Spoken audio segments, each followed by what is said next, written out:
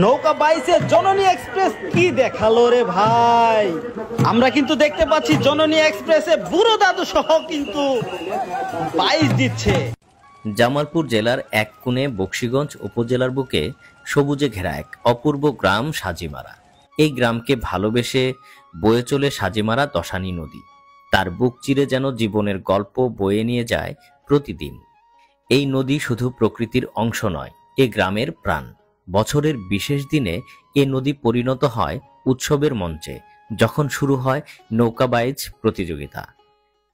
জামালপুর জেলার বিভিন্ন উপজেলা থেকে আসা দলগুলো অংশ নেয় এই ঐতিহ্যবাহী প্রতিযোগিতায়। প্রতিটি দল যেন নদীর বুকে এক একটি ছন্দময় কবিতা।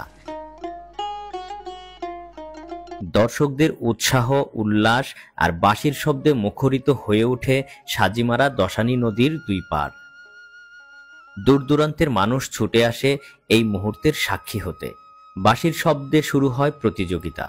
মাঝিরা যেন একসাথে হৃদয় দিয়ে বাইচ করছে, নদীর বুক চিরে ছুটে চলছে নৌকা, ঠিক যেন বাংলার প্রাণচাঞ্চল্য আর ঐতিহ্যের এক প্রতিচ্ছবি।